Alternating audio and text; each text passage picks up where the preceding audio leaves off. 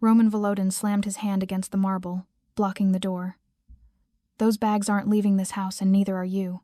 His voice cut through the foyer like a blade, his body caging Cristina in.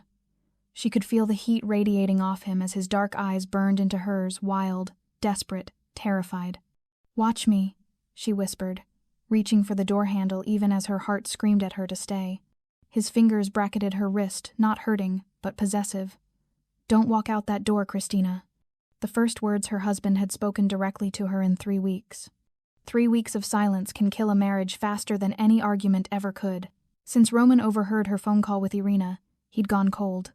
No screaming, no confrontation, just his face going blank. Then the quiet click of a guest suite door closing between them, a sound that might as well have been a gunshot. Here's what most people don't understand about the silent treatment. It's psychological warfare. When someone cuts off communication while maintaining proximity, they're teaching you that your needs don't matter. It rewires your brain to beg for scraps of attention. Cristina had spent 3 weeks begging for scraps. 3 weeks dying every time he walked past her like she didn't exist. So tonight she'd put on a crimson dress that fit like a weapon and packed her bags. Let him watch her leave. Let him feel something for once. But when her heels clicked down that staircase, when he saw her suitcases by the door, everything changed.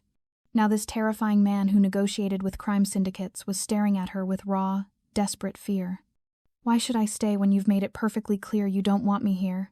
His jaw clenched. "Because I heard you 3 weeks ago, on the phone with Irina." His voice cracked.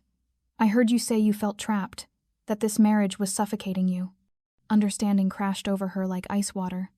Oh God, he didn't hear the rest. 3 weeks ago, Roman heard half a sentence and decided his wife wanted to leave him. So he gave her exactly what he thought she wanted: distance, space, freedom. What he didn't know? She wasn't trying to escape their marriage, she was trying to save it. If you want to see what happens when two people who love each other desperately finally stop running from the truth, smash that subscribe button. This isn't just romance, it's emotional warfare with the highest stakes imaginable. Now, let me show you exactly how 3 weeks of silence can destroy a marriage faster than any argument ever could. 3 weeks ago, Cristina had been laughing. She could still remember the exact moment. Everything shattered, her own voice echoing through their bedroom as she paced with her phone, venting to Irina about the walls Roman had been building for months. "I just feel so trapped, Eerie. Like I'm suffocating outside his life. He won't let me in anymore. I don't know how much longer I can keep."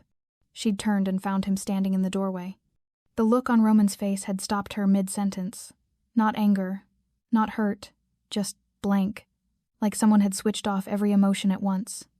His jaw tightened, his eyes went cold, and for 3 endless seconds, he'd stared at her like she was a stranger who'd betrayed him. Then he'd turned and walked away. The click of the guest suite door closing behind him had sounded like a gunshot in the silence. Here's something critical about miscommunication in relationships. Once someone believes they know your truth, contradicting evidence gets filtered out. Confirmation bias makes them see every action through the lens of that initial truth, turning normal behavior into proof of their worst fears. That's exactly what happened. Every attempt Cristina made to talk was met with polite deflection. Every text went unanswered. Every dinner invitation was declined through Dmitri, his second in command. Roman had decided she wanted to leave, and now he was giving her space to plan her escape. 3 weeks of being treated like a ghost had hollowed her out, had made her question everything, had made her wonder if maybe he was right, maybe she should leave, since he clearly couldn't stand to be in the same room with her anymore. So tonight, she'd finally given him what he apparently wanted, and the moment he'd seen those packed suitcases, the ice had cracked. Now his hand was wrapped around her wrist, his eyes burning into hers with desperate intensity, and Cristina realized with a jolt. He actually thought she meant she wanted out of their marriage. Cristina had chosen the dress with surgical precision. She'd spent an hour that evening standing in front of her closet, rejecting option after option. Black felt too funereal, white too innocent, blue too forgiving. She needed something that would cut through 3 weeks of Roman's indifference and force him to see her again. Then her fingers had brushed against crimson silk, and she'd known. Red. The color of passion, of warning, of blood. The dress had been a gift from Roman himself, purchased in Milan during their honeymoon when he'd insisted she try it on. She remembered the way his eyes had darkened, the way his hands had slid possessively around her waist. The way he'd whispered she was never allowed to wear it in public because he'd have to kill every man who looked at her. She'd laughed then, kissed him, worn it exactly once on their anniversary, just for him. Here's the psychology behind power dressing in relationships. When words fail, we communicate through visual statements. Choosing clothing that reminds someone of intimacy they've abandoned is a calculated emotional strike, a way of saying, remember what you're throwing away without saying a word. Tonight, the dress was a weapon.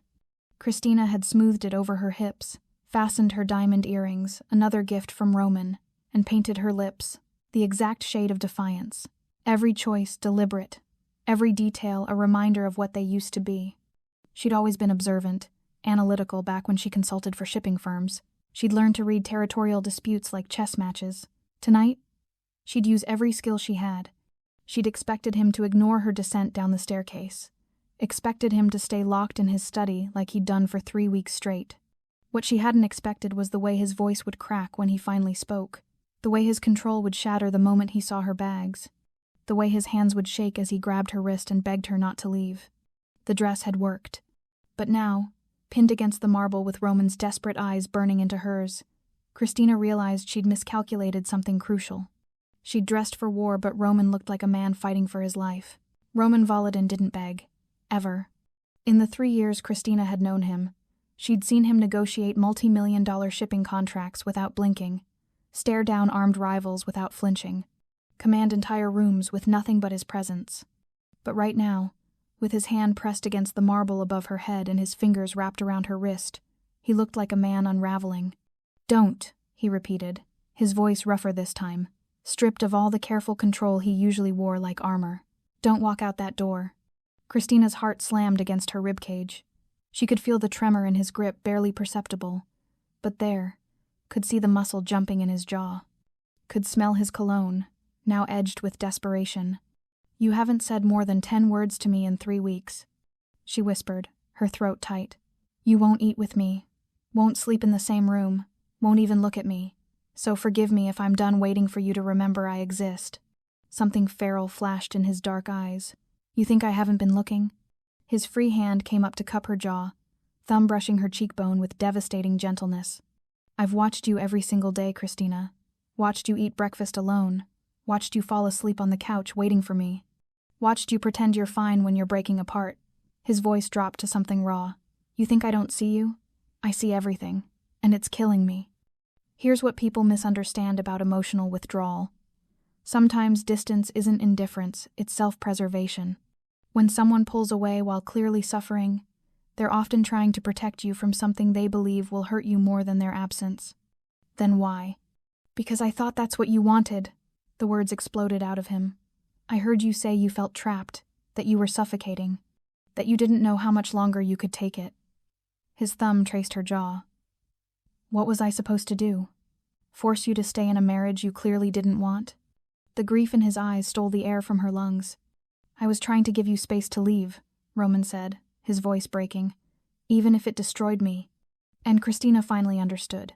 He'd been saying goodbye for 3 weeks. You thought I wanted a divorce? Cristina's voice came out strangled. The words hung between them like shattered glass, sharp and devastating. Roman's jaw clenched, his thumb still tracing her cheekbone. What else was I supposed to think? You said you felt trapped, that the marriage was suffocating you, that you didn't know how much longer. He stopped, his throat working. I heard enough. No, Cristina shook her head, tears burning behind her eyes. God, Roman, no, you didn't hear enough. You heard half a sentence and decided. I decided to let you go, he cut in, his voice raw. Because I love you too much to keep you somewhere you don't want to be. The confession hit her like a physical blow. 3 weeks of silence, and this was why. Not because he didn't care, because he cared too much. I've been going insane, Roman continued, the words pouring out now. Trying to figure out what I did wrong. Trying to prepare myself for the day you'd actually pack your bags and...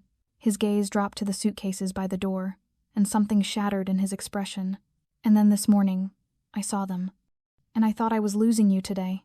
His hand tightened on her wrist, desperate, like he was holding on to the last solid thing in his world.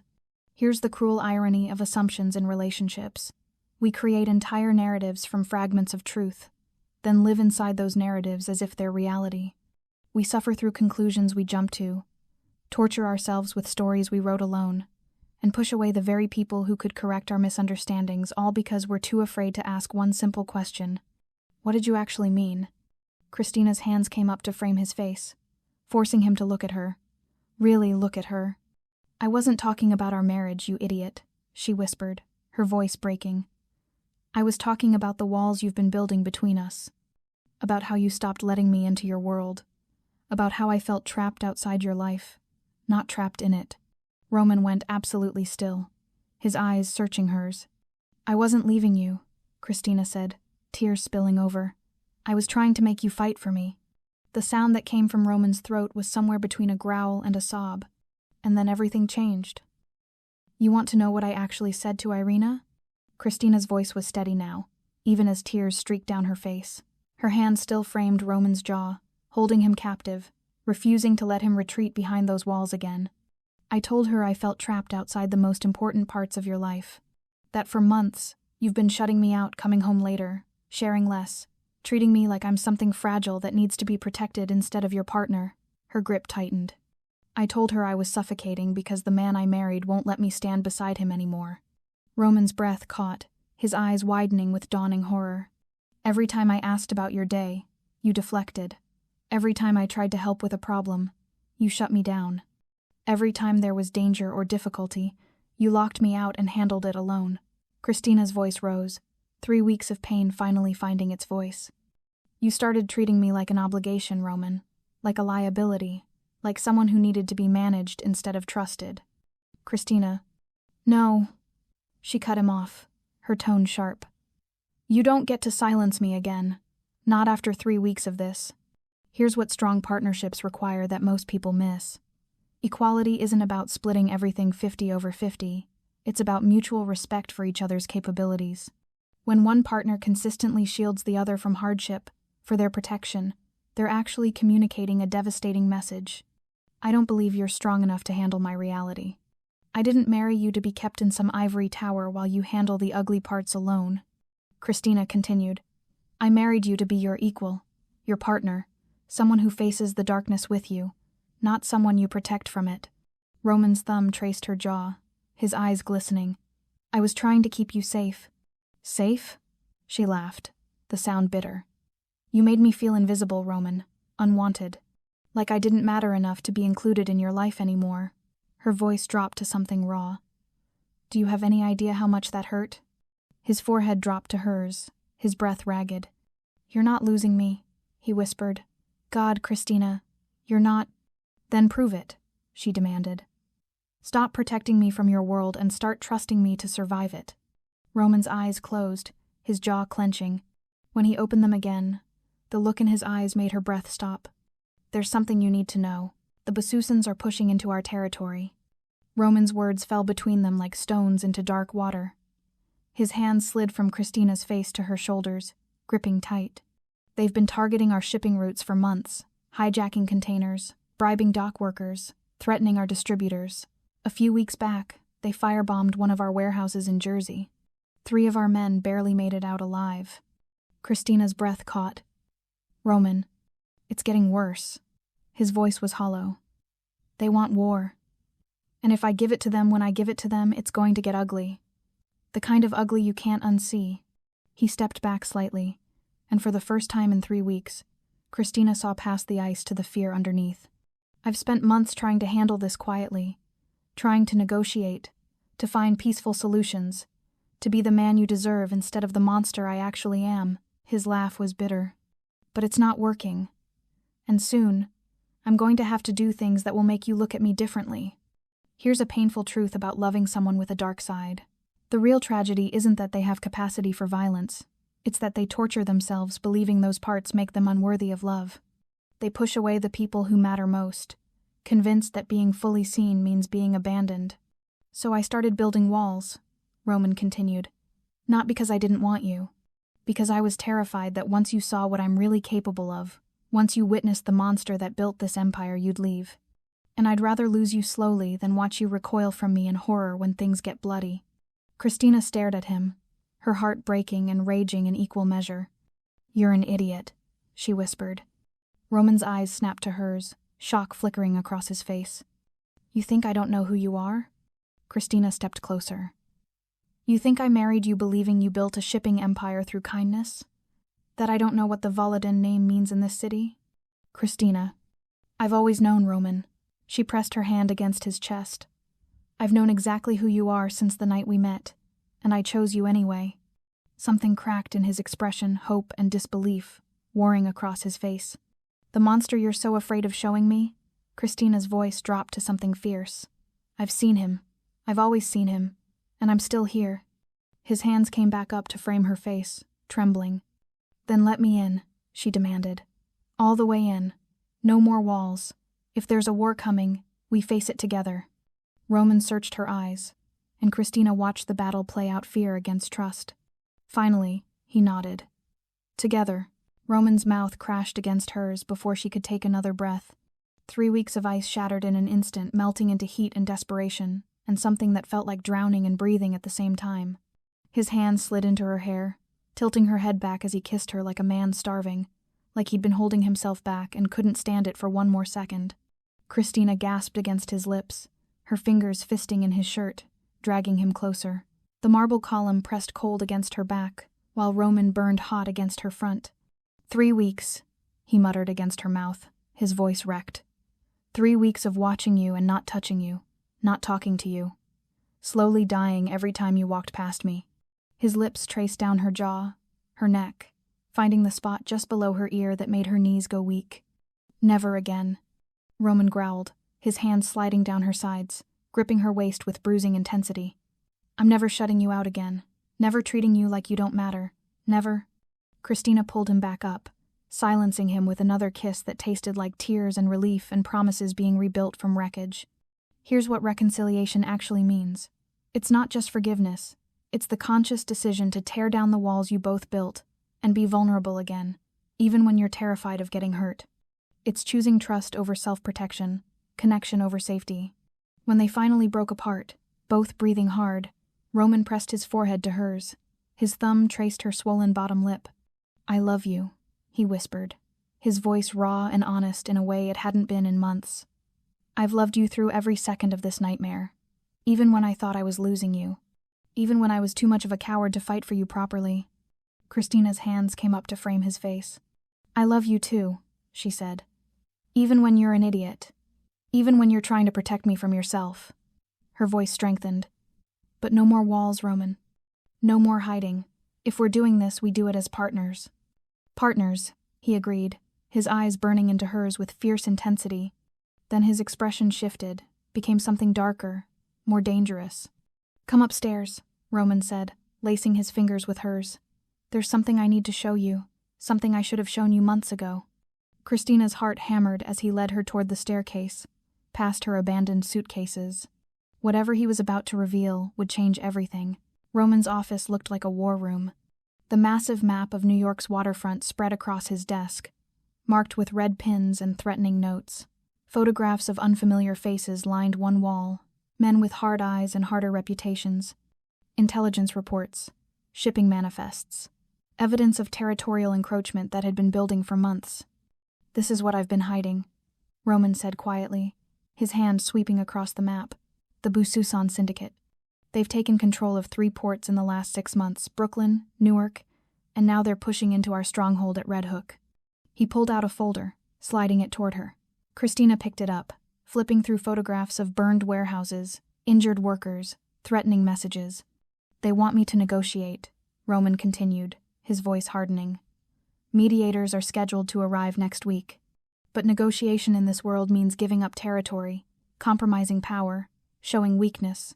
His jaw clenched. "And the moment I show weakness, every other syndicate in this city will come for what's ours." Here's what most people don't understand about negotiation under threat. True negotiation only works when both parties believe the other has something to lose. When one side senses desperation or fear, negotiation becomes extortion, and the only language they understand is the willingness to defend what's yours, whatever the cost. Cristina studied the map, her analytical mind working through the implications. Years of consulting work had taught her to read territorial disputes like chess matches. So if you don't negotiate, it's war. And if you do negotiate from weakness, it's still war, just slower. Roman's eyes snapped to hers, surprise flickering across his face. Yes. Then you need to negotiate from strength, she said simply. Make them believe you're willing to burn everything down before you give an inch.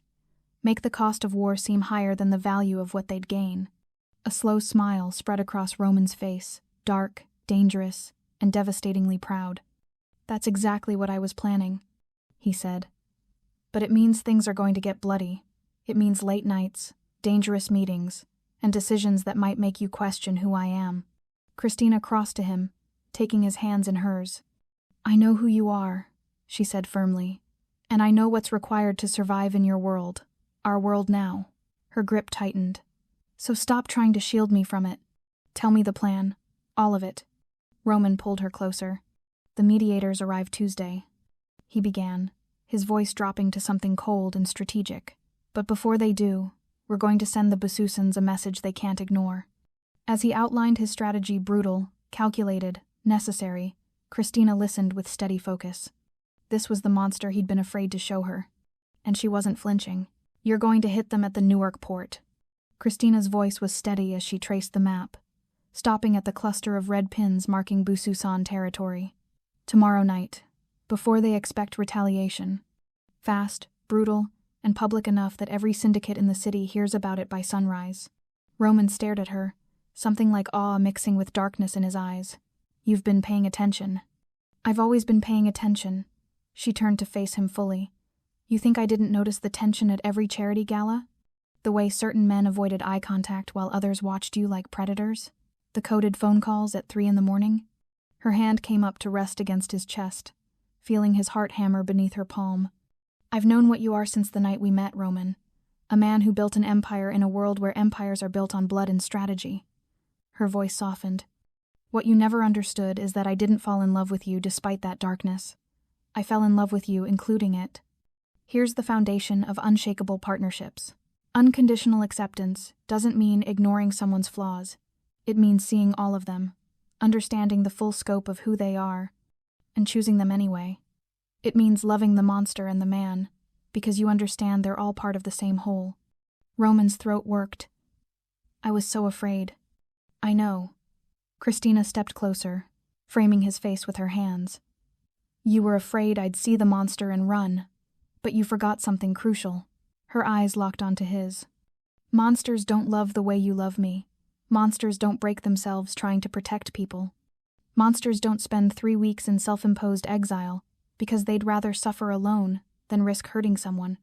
A rough sound escaped his throat. You're not a monster, Roman Volodin, she said firmly. You're a man who does monstrous things when necessary to protect what's his. There's a difference. His hands slid around her waist, pulling her against him. And you can handle that? I can handle anything, Cristina said, as long as you stop trying to face it alone. Roman's forehead dropped to hers, his breath shuddering in relief. Together, she confirmed. Then her voice turned sharp, strategic. Now tell me the rest of the plan. A slow, dangerous smile spread across Roman's face, the smile of a man who just remembered he didn't have to fight alone anymore. As they bent over the map together, heads close, fingers tracing routes and marking targets, Cristina felt something settle in her chest. 3 weeks of silence had nearly destroyed them, but the fire that had been tested in that silence would burn unstoppable now. Roman's arm tightened around her waist as he outlined the final details, and she leaned into him, finally standing exactly where she belonged, not behind him, not in front of him, but beside him. Outside, thunder rumbled across the New York skyline. Inside their war room, 2 people who'd almost lost each other stood as one unified force. Whatever darkness comes, we face it together. No walls, no distance, no noble sacrifices, just us, unbreakable. The mediators would arrive Tuesday. But by then, the Basussans would already know the Volodins weren't negotiating. They were declaring war. And you know what? Sometimes that's exactly what love looks like, 2 people choosing to fight the world together instead of fighting each other. 3 weeks of silence almost destroyed them. But sometimes the strongest bonds are the ones forged in fire, tested by misunderstanding, tempered by truth, and made unbreakable by the choice to stand together when it would be easier to walk away. If Roman and Christina's story reminded you that real love isn't about perfection, it's about choosing each other, even when it's hard, hit that like button and subscribe for more stories about people who refuse to give up on what matters most. Drop a comment and tell me, have you ever almost lost someone because of a misunderstanding? What would you have done in Christina's place? Next week, we're diving into even more amazing stories. You won't want to miss it. Thanks for being here. Until next time, remember, the strongest partnerships aren't built on silence. They're built on the courage to speak your truth, even when your voice shakes.